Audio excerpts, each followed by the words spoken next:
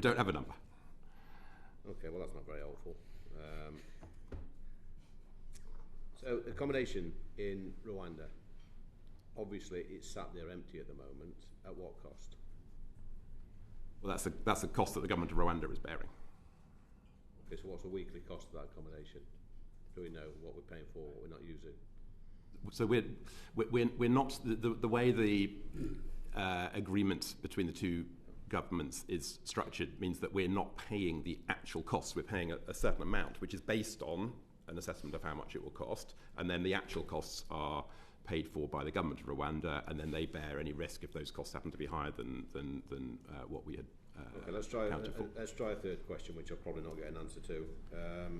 If the Rwanda scheme doesn't go ahead, what's plan B?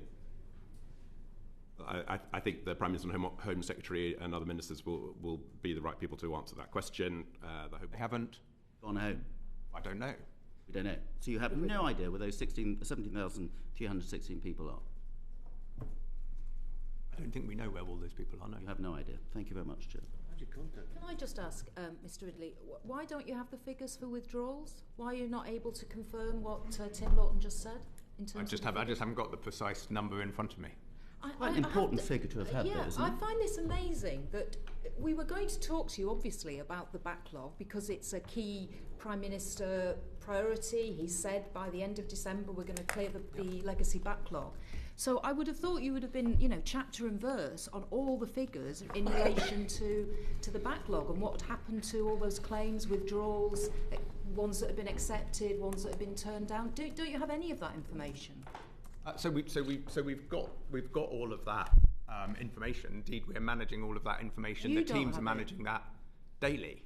Yeah. So you do have the figures then. So we've got the figures. We kind of obviously because we're managing our way through the backlog, and we published a load of the numbers and the latest position at the end of September last week. But the figures. Indeed. Today, we're asking you questions today about the figures. You say you don't know what the figures are.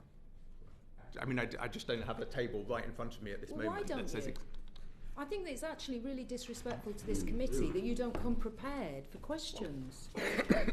I mean, and you've got officials sitting behind you, so I'm assuming they might be able to pass you a note to confirm the figures. Can't they? I'm assuming so. It's what happens in the House of Commons. If a minister's in difficulty, the officials in the box send a note to the minister. Okay. All right. I can